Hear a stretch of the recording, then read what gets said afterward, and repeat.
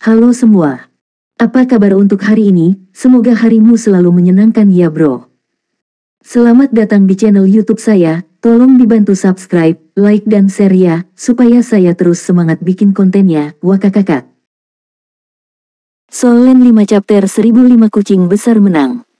Jiwa yang dikorbankan tidak akan sepenuhnya ditelan oleh artefak sampai tiada, memungkinkan artefak aneh ini muncul kembali di tempat lain. Tetapi jika ia masih hidup, rentang hidupnya akan berkurang, tetapi kesadarannya akan sangat meningkat. Itu sebabnya ia memiliki kemampuan untuk secara langsung menggunakan indera dewa untuk menyerang. Ia juga benar-benar yakin bahwa ketika kesadarannya menyerang, ia mengendalikan kucing besar, bahkan para pemain benih itu, ia memiliki kepercayaan diri untuk mengendalikan lawan. Selama mereka tidak menemukan topeng dewa hantu yang dibeli Mei Gongzi, pasti tidak banyak kontestan yang dapat menahan dampak dari kesadaran mereka sendiri. Semuanya persis seperti yang diharapkan. Pertama kali, ia mengendalikan kucing besar dengan kesadarannya yang kuat. Mutasi kesadaran ilahinya karena pengorbanan jiwa itu sendiri sangat kuat, dan ia juga memiliki kemampuan yang kuat untuk membingungkan, yang dapat membuat pihak lain untuk sementara kehilangan kendali atas tubuh. Namun tidak pernah menyangka bahwa serangannya sendiri tidak bisa menembus pertahanan lawan. Kamu harus tahu bahwa tubuh lawan tidak terkendali. Yang lebih menakutkan adalah kesadaran lawan masih di bawah kendalinya, tetapi dia sebenarnya dapat mengeluarkan serangan balik yang kuat. Kekuatan paling kuat Raja Iblis Harimau Emas ini terletak pada akal ilahinya, tetapi dia menghadapi lawan dengan keinginan yang sangat kuat untuk bertarung. Ya, kesadaran kucing besar itu masih terkendali, tetapi naluri bertarungnya selalu ada. Ketika diserang, pertahanan mutlaknya sendiri berlaku. Alam dewa pembegal dirangsang, dan aura pembegal yang kuat mendorong naluri bertarung untuk secara langsung meluncurkan serangan balik. Dan aura pembegal ini juga sangat mempengaruhi kesadaran kucing besar, secara paksa menghalau invasi lawan. Bahkan jika kamu berubah menjadi pemain dengan kesadaran yang lebih kuat daripada kucing besar, aku khawatir kamu sudah mendapatkannya. Tetapi ketika kucing besar itu masih muda, dia tidak tahu berapa banyak perjuangan hidup dan tiada yang dia alami di Keri City Colosseum, dan pertempuran telah lama menjadi nalurinya. Reaksi pertama untuk diserang haruslah melakukan serangan balik. Oleh karena itu, keganasan serangan baliknya, ditambah dengan niat pedang tirani dari pedang ilahi, akan memiliki efek menghancurkan kesadaran ilahi. Setelah 3 serangan pedang berturut-turut, kewarasan kucing besar telah pulih.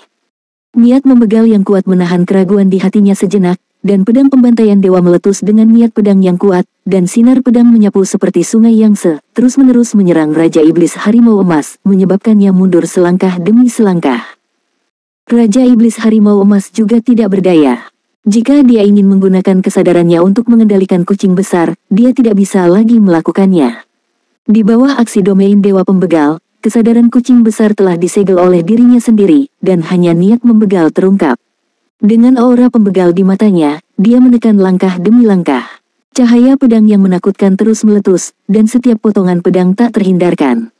Geng emas Liger awalnya adalah kekuatan garis keturunan tingkat pertama, dan itu harus melampaui garis keturunan emas lawan. Dalam hal ini, itu akan sepenuhnya menekan lawan. Ketika kucing besar itu menebas pedang panjang lawan dengan satu pedang, niat pedang yang kuat jatuh dari langit, mengisolasi kedua sisi pertempuran.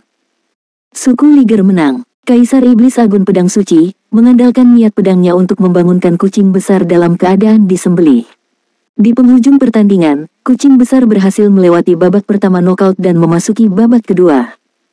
Garis keturunan tingkat pertama adalah garis keturunan tingkat pertama. Babak ini, keberuntungannya juga bagus, dan tidak ada pemain unggulan yang ditarik.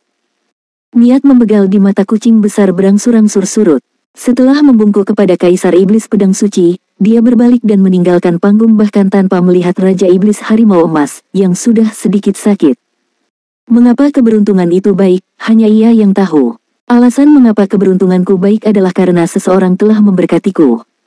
Tang San menemukannya kemarin, dan kemudian kucing besar merasa bahwa dia tampaknya telah mengalami beberapa perubahan, seolah-olah semuanya menjadi lebih baik, dan kemudian dengan menggambar banyak hari ini, itu telah menarik lawan yang ideal.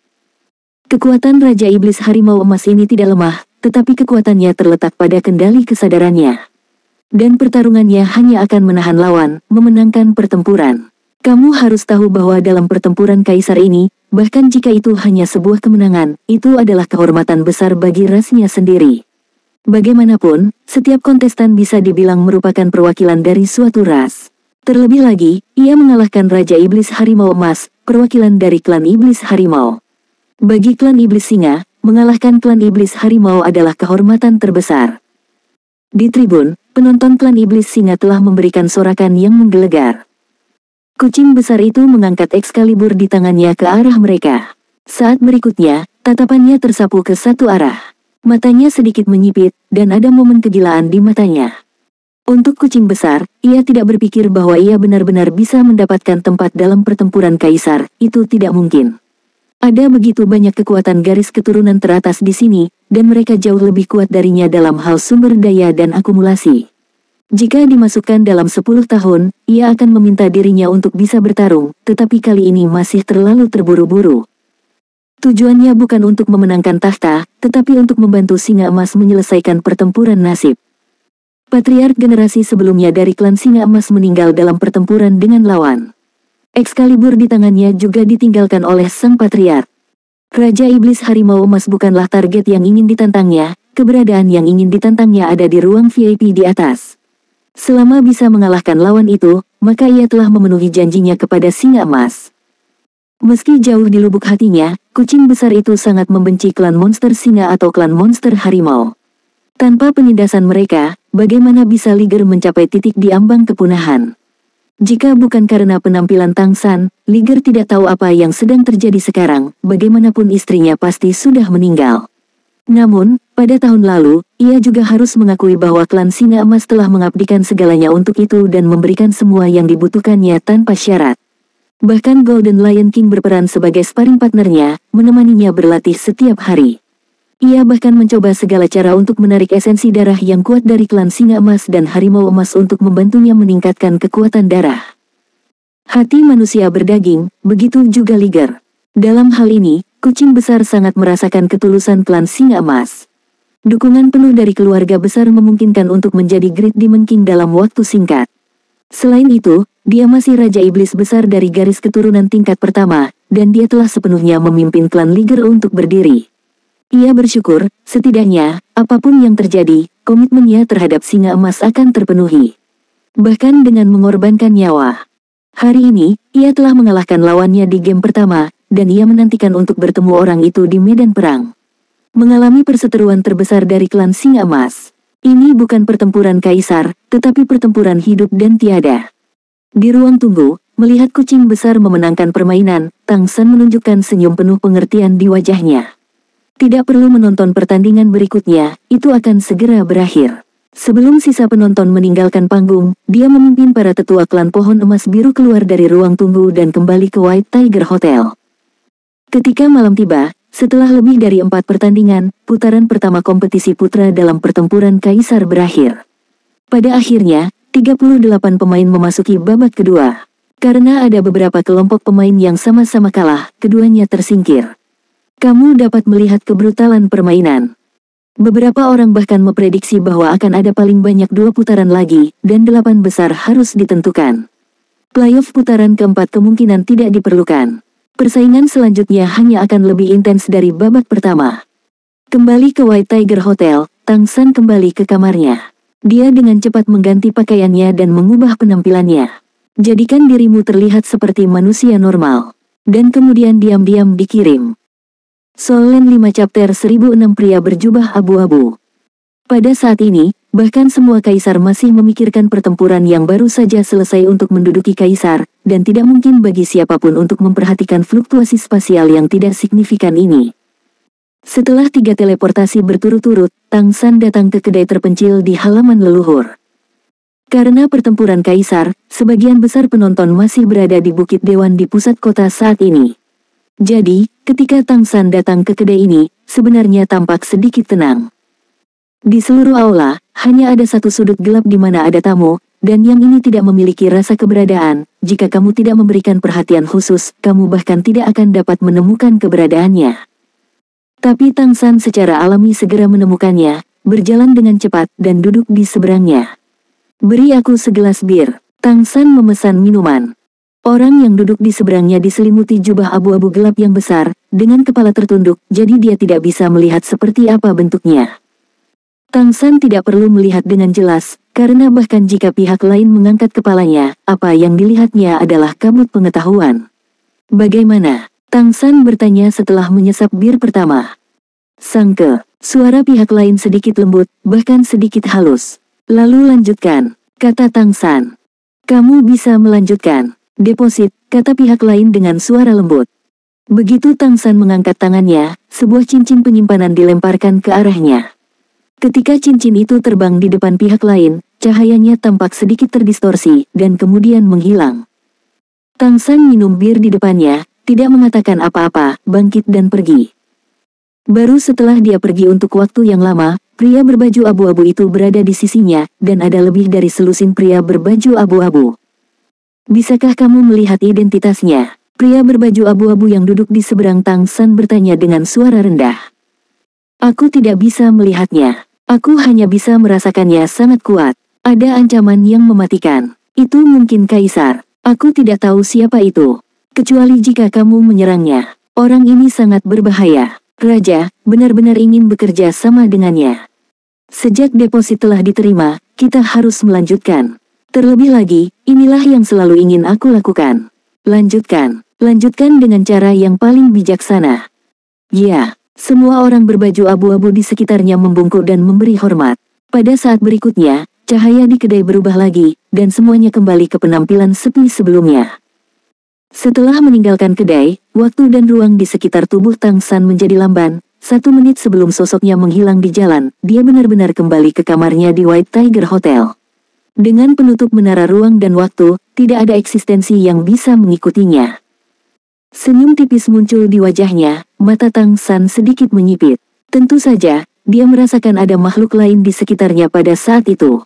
Meskipun pihak lain sangat berhati-hati dengan tes, dia bahkan menggunakan artefak yang mirip dengan eksplorasi khusus. Tapi di depannya, tidak ada yang disembunyikan. Tentu saja, dia tidak khawatir tentang lawan yang akan menyerangnya. Dalam hal ini, dia akan membiarkan pihak lain melihat apa kemampuan kaleidoskop, sehingga pihak lain tidak bisa menilainya sama sekali. Namun, pihak lain sangat berhati-hati dan tidak berani menembaknya. Pada saat ini, dia juga merasakan bahwa Mei Gongzi seharusnya juga kembali. Hari pertama pertempuran kaisar pasti sudah berakhir. Besok, pemain pria akan beristirahat sementara pemain wanita akan memasuki pertempuran. Keesokan harinya Tang San tidak pergi ke depan pengadilan leluhur untuk menyaksikan pertempuran. Sebelum memasuki babak semifinal, tidak perlu menonton pertandingan pemain wanita, lagi pula dia tidak perlu khawatir tanpa kehadiran Mei Gongzi. Tetap di kamar untuk beristirahat selama sehari, penyesuaian peluang terbaru telah keluar. Peluang Tang San untuk memenangkan kejuaraan dan masuk 3 besar tidak berubah. Pemain lainnya mengalami perubahan yang berbeda karena pertandingan pertama. Di antara mereka, yang paling berubah adalah Tiandi Hijian, yang peluangnya telah turun secara signifikan, dan sekarang telah mencapai tempat ketiga. Ini 2 tempat lebih tinggi dari sebelumnya. Situasi di babak pertama relatif normal, dan tidak ada gangguan. Bahkan, pada tingkat persaingan seperti ini, memang sulit untuk mengekspos ketidakpopuleran. Semua kekuatan keras. Dan untuk putaran kedua, harapannya sangat meningkat. Tidak ada yang tahu apa yang akan terjadi pada undian putaran kedua, dan apakah akan ada pemain unggulan yang saling bertemu. Setelah pemain benih bertemu, itu benar-benar guntur yang mengobarkan api. Mampu menjadi pemain unggulan, kekuatannya tidak akan jauh berbeda. Dan di babak pertama, banyak pemain kuat yang belum menunjukkan latar belakang mereka. Setelah pertandingan putri keesokan harinya, on terbaru juga muncul kembali, mirip dengan situasi pemain putra. Berdasarkan prinsip bahwa pemain unggulan tidak bertemu di babak pertama, pada dasarnya tidak ada gangguan. Dan dibandingkan dengan pemain pria, pemain wanita sedikit lebih lembut, tidak ada eliminasi ganda, dan selalu ada 1 pemain yang maju. Pertandingan hari ketiga juga berjalan sesuai jadwal. Ketika aku datang ke tempat kompetisi lagi, tampaknya setelah istirahat dan penguatan, pilar raksasa yang melindungi lingkaran jelas lebih terkonsentrasi. Ditemani oleh para tetua, Tang San datang ke ruang duduknya. Begitu dia berjalan ke pintu ruang tunggu, dia mendengar seseorang memanggilnya. Patriark Jin. Tang San menoleh untuk melihat, tepat pada waktunya untuk melihat Ning Chenen tersenyum melambai padanya di pintu ruang tunggu klan Mamut Emas. Halo saudara Ning. Tang San menyambutnya dengan senyuman. Ning Chenen tersenyum dan berkata, mari kita tidak bertemu hari ini. Hari itu, patung Kaisar Iblis Besar pedang sucimu benar-benar mengejutkanku. Aku tidak ingin ditebas dengan pedang. Tang San memasang wajah cemberut, dan berkata, aku juga tidak ingin bertemu denganmu. Ketika aku bertemu orang lain, aku masih bisa memiliki kesempatan dengan kekuatan Kaisar Iblis Besar pedang Sein. Jika aku menemukan pertahanan terkuatmu, aku rasa pedang tidak berguna. Ning Chenen berkata dengan emosi, banyak orang berpikir bahwa Patriark Jin membeli tanpa pandang bulu di pelelangan super, tetapi sekarang tampaknya Patriark Jin adalah mata yang cerdas. Ketika kamu mengilhami patung Sword Saint Great Demon Emperor itu baru saat itu aku merasakan bahwa intensi pedang yang ditinggalkan Kaisar Iblis Agung pedang suci di patung itu begitu kuat. Tang San terkekeh dan berkata, keberuntungan, ini semua keberuntungan. Bagaimanapun, itu sepadan.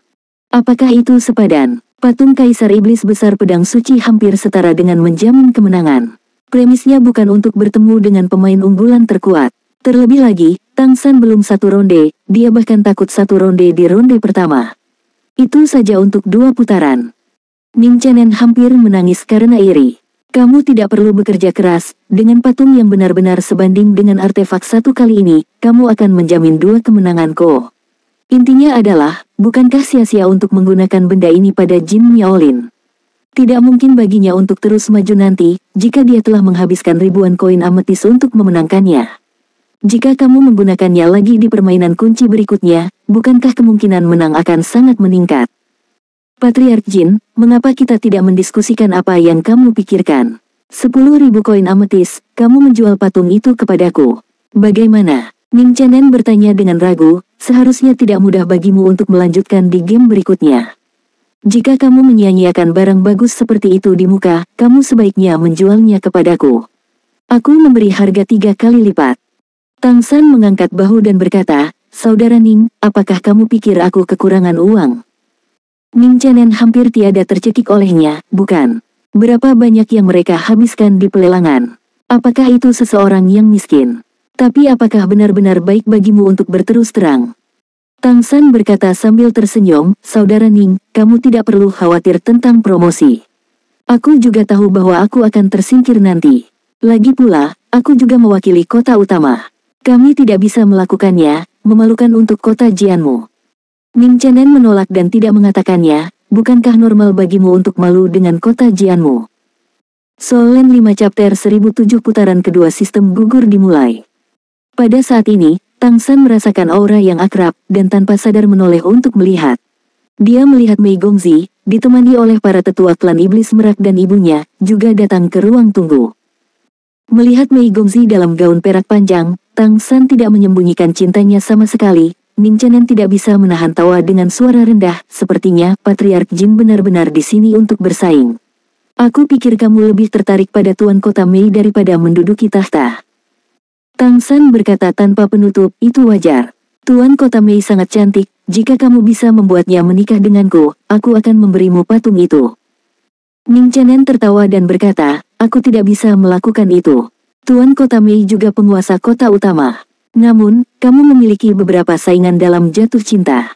Aku mendengar bahwa Jin Angwo pernah secara pribadi pergi ke pintu bertanya untuk menikah, dan dia ditolak. Aku pikir Patriark Jin harus bekerja lebih keras. Pemilik kota Mei juga sangat ingin menjadi seorang kaisar. Lagi pula, tidak banyak kota utama tanpa seorang kaisar.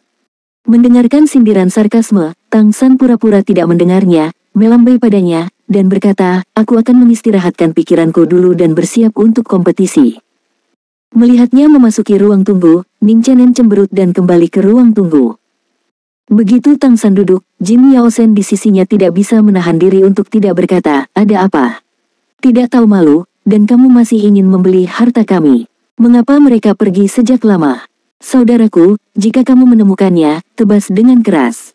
Saudara, katamu apakah mungkin bagi kita untuk pergi ke Kaisar Iblis Agung Pedang Sein untuk membeli lebih banyak patung? Jika ada lebih banyak patung, mungkin kamu benar-benar dapat membuat keajaiban.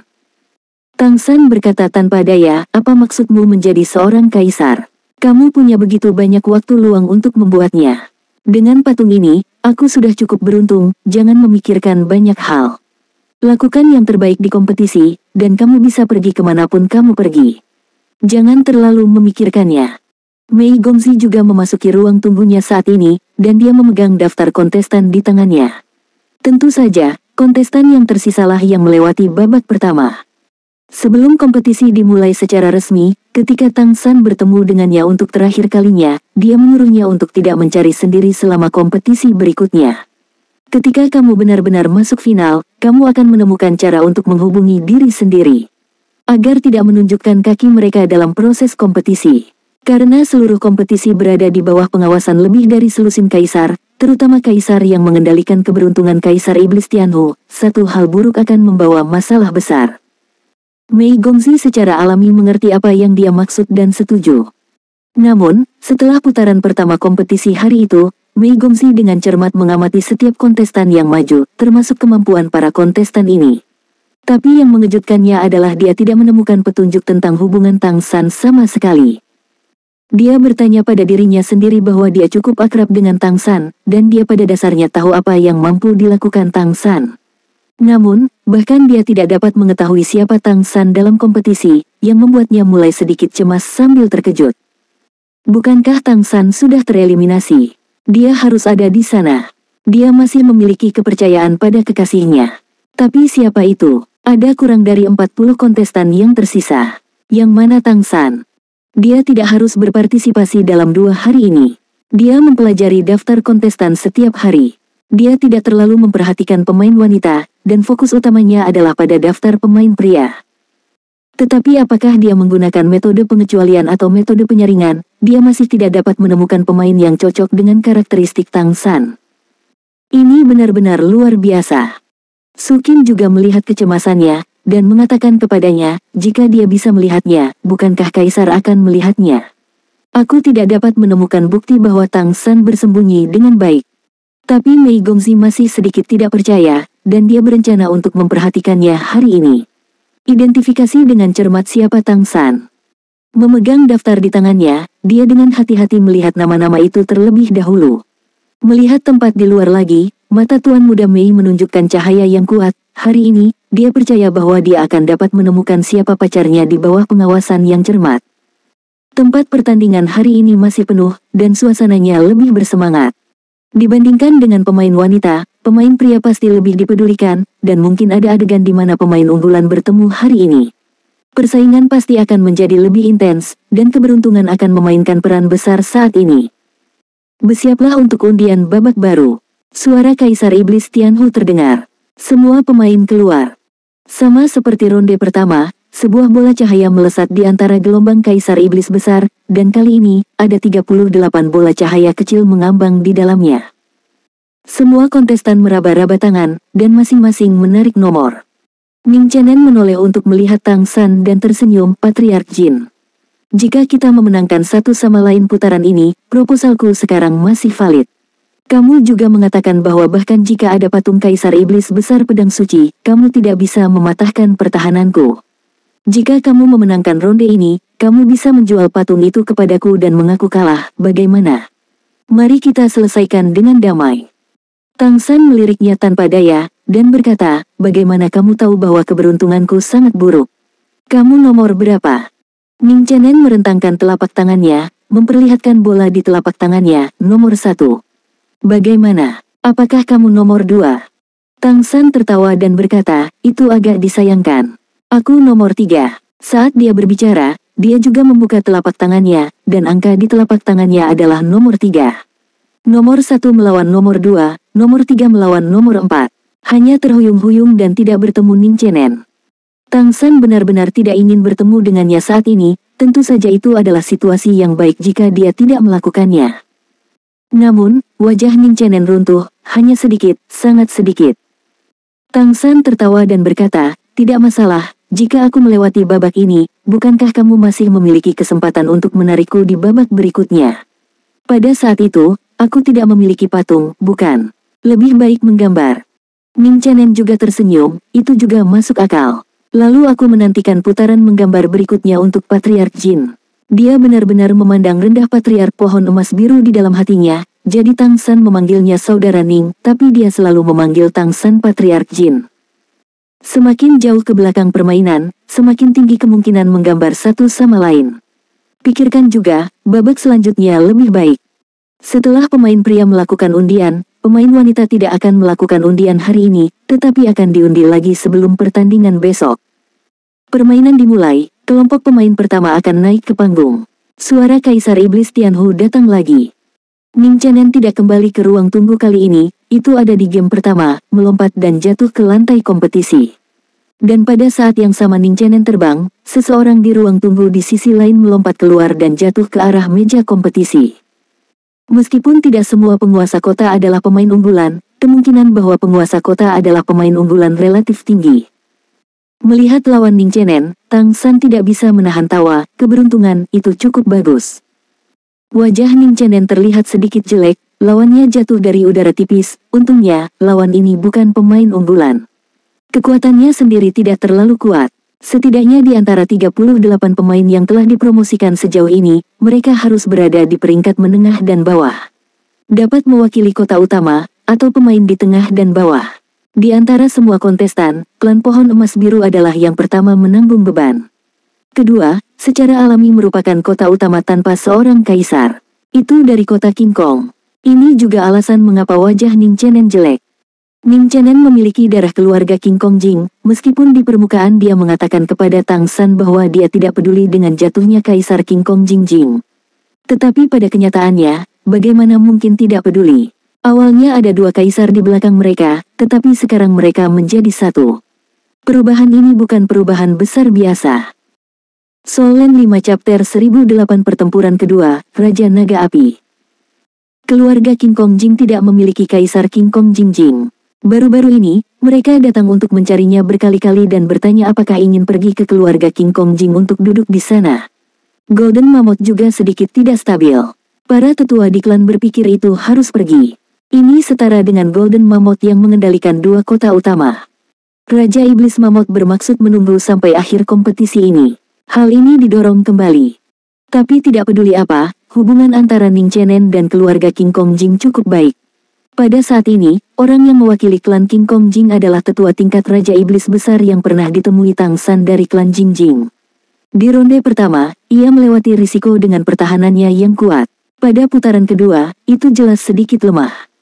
Sesosok turun dari langit, dan hakim hari ini digantikan oleh kaisar dari klan Monster Roh, yang muncul di udara adalah Kaisar Roh. Kedua belah pihak sudah siap. Tidak, aku mengaku kalah. Raja Iblis Besar dari keluarga King Kong Jing membungkuk kepada Kaisar Penghancur Jiwa, lalu mengangguk ke Ning Chenen, dan meninggalkan panggung. Ning Chenen tertegun sejenak, tetapi wajahnya terlihat sedikit lebih baik, dan dia menghela nafas. Ia tahu bahwa mungkin benar-benar harus memikirkan apakah akan pergi ke King Kong City untuk duduk di kota. Kota King Kong kaya akan sumber daya. Meskipun dia lebih mengenali identitas Mammoth Emas, diperkirakan dia akan menjadi sasaran kekaisaran Richen ketika dia tiba di klan Roh, tetapi tidak peduli apa, itu juga penguasa kota dan memiliki sumber daya yang melimpah. Selain itu, tidak ada kaisar di sana sekarang, dan akan relatif lebih mudah untuk mengalokasikan sumber daya daripada di sini. Terbang kembali ke pintu ruang duduknya, dia kebetulan melihat Tang San yang belum memasuki ruang tunggu. Selamat saudara Ning, menang tanpa bertarung, bukankah ini lebih baik daripada menggambarku? Tang San berkata sambil tersenyum. Suasana hati Ning Chenen agak rumit saat ini, dan dia tidak ingin berbicara dengannya, dia hanya mengangguk padanya dan kembali ke ruang tunggu. Grup pemain berikutnya akan muncul. Alasan mengapa Tang San tidak kembali ke ruang tunggu adalah karena ini adalah gilirannya di pertandingan kedua. Ketika dia melihat bahwa pihak lain adalah pemain kuat dari garis keturunan Vajra, dia sudah mengharapkan akhir cerita. Pada saat ini, setelah mendengar panggilan Kaisar Penghancur Jiwa, dia segera melompat dan naik ke panggung kompetisi. Melihat itu dia, Kaisar Penghancur Jiwa tidak bisa menahan senyum. Patriark Jin, tolong lakukan yang terbaik. Terima kasih yang mulia atas perhatianmu. Tang San buru-buru membungkuk padanya. Kaisar Surgawi Penghancur Jiwa memandangnya dengan tatapan yang sedikit aneh. Jika di antara semua kaisar, yang paling percaya diri pada Tang San, itu jelas bukan Kaisar Surgawi Matahari Surgawi yang memiliki hubungan dekat dengannya di permukaan, tetapi yang ada di depannya Kaisar Penghancur Jiwa. Bagaimanapun, kematian King Kong Jing Huang hanya disaksikan oleh penghancur jiwa Jing Huang. Pada saat itu, dia menyaksikan tanpa daya bagaimana Tang San begitu keras pada Kaisar King Kong Tianjing, dan dia berhasil membantai Kaisar. Tidak peduli bagaimana kamu melihatnya, leluhur pohon itu menunjukkan kekuatannya, tetapi apakah patriark baru dari keluarga pohon emas biru benar-benar sesederhana itu? Jika sederhana, bagaimana bisa di hadapannya, tidak ada klan pohon emas biru dapat menginspirasi kekuatan leluhur pohon. Bagaimana dia datang kepadanya? Bisakah itu dilakukan di sini? Akan aneh jika ini normal. Oleh karena itu, dia benar-benar menantikan untuk menonton penampilan Tang San dalam pertempuran menduduki kaisar ini. Pada saat ini, lawan Tang San juga muncul di atas panggung. Dan Tang San mengambil patung kaisar iblis besar pedang Sein ke tangannya tanpa penutup. Lawannya bukanlah pemain unggulan, juga tidak turun dari ruang tunggu. Namun, ketika Tang San melihat yang ini, ekspresinya tidak bisa menahan sedikit terkejut. Dan ketika lawannya melihatnya, matanya penuh keganasan. Raja Naga Api Tang Mo Huang. Ya, Tang San langsung memenangkan Dragon Clan di pertandingan ini. Meskipun Tang Mo Huang belum menjadi pemain benih, sebagai klan naga yang kuat, itu sama sekali bukan keberadaan yang mudah untuk dihadapi. Lot pertama dalam lelang super diambil oleh Tang Mo Huang, bunga matahari yang membakar abadi, item kuat yang dapat meningkatkan kekuatan serangan elemen api hingga 30%, pada dasarnya itu adalah keberadaan level artefak. Patung Raja Iblis Pedang Sein dapat menakuti badak, tetapi pencegahan naga jelas tidak begitu kuat. Di antara 38 pemain teratas, klan naga menempati 7 posisi, dan menggambar klan naga bukanlah hal baru. Melihat lawan Tang San, di zona perang, ada kebanyakan orang yang menertawakan kemalangan. Bisakah satu pukulan dari patung Sword Sein Demon King dapat mengalahkan patriark klan naga? Klan naga memiliki sejarah panjang, dan pasti tidak ada kekurangan artefak. Tanpa bertanya, Jin Yaolin dari klan pohon emas biru bagi mereka tampaknya telah menggambar lotere. Tang Mo Huang, yang telah menggambar Tang San, juga memiliki senyum aneh di wajahnya. Melihat patriark klan pohon emas biru di depannya, bibirnya bergerak sedikit dan dia diam-diam mengatakan sesuatu kepadanya. Melihat bentuk mulutnya, Tang San hanya ingin mengatakan sesuatu yang kekanak-kanakan padanya. Apa yang dikatakan Tang Mo Huang adalah, kamu sangat sombong. Di area tampilan kekaisaran, Sword Sein Great Demon Emperor masing-masing memandang Tang San dan Tang Mo Huang, dan ekspresi mereka sedikit berbeda. Matanya tertuju pada patung di tangan Tang San sejenak. Untuk beberapa alasan, ketika dia melihat Tang San memegang patung itu, dia memiliki perasaan yang sangat aneh. Ini bukan perasaan yang dibawa kepadanya oleh kesadaran ilahi, tetapi dari niat pedang. Ini adalah niat pedangnya sendiri yang tampaknya agak akrab dengan tuan kota muda di depannya. Bukan hanya dia, hampir semua kaisar sangat prihatin dengan pertempuran di depan mereka. Tentu saja, fokusnya bukan pada Tang Mo Huang, tetapi pada patriark klan pohon emas biru. Mengenai kelahiran Jin Yaolin, ada banyak pandangan berbeda di dalam istana leluhur. Bahkan di dalam kekaisaran Richen. Kematian King Kong Jing Huang benar-benar mengejutkan istana leluhur pohon pulih, apakah kekuatan leluhur pohon begitu kuat? Bahkan jika itu bukan kebangkitan nyata, ia memiliki kekuatan untuk membantai kaisar. Kemudian, sebagai keturunan, pohon emas biru, apa kemampuan sebenarnya dari pemimpin klan yang mengilhami kebangkitan nenek moyang pohon? Inilah yang sangat ingin diketahui orang-orang. Kemudian, alasan mengapa penguasa kota Tang San harus menghadapi lawan yang tangguh selama pembekalannya juga karena para kaisar berharap untuk menguji kondisinya yang sebenarnya melalui pertempuran, tetapi siapa yang tahu itu diselesaikan oleh salah satu wilayah kekuasaannya. Kaisar Tianyang Tianjing menghargainya karena pemikirannya tentang leluhur, dan kaisar lain juga memiliki ide mereka sendiri. Dalam pelelangan super lanjutan, klan pohon emas biru menunjukkan daya beli yang kuat.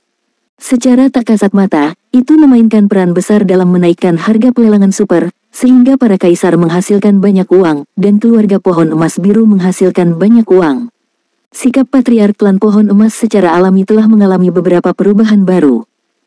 Tetapi bahkan untuk kaisar, dia samar-samar merasa ada sesuatu yang misterius tentang Jin Yaolin ini. Dan tidak peduli seberapa misteriusnya itu seharusnya tidak terlihat dalam konfrontasi pertempuran kaisar. Oleh karena itu, para kaisar sangat memperhatikan pertempuran antara Jin Yaolin dan Tang Mo Huang. Yang paling penting adalah untuk melihat apakah patriark klan pohon emas biru benar-benar memiliki kemampuan untuk mendukungnya di depan klan naga yang kuat.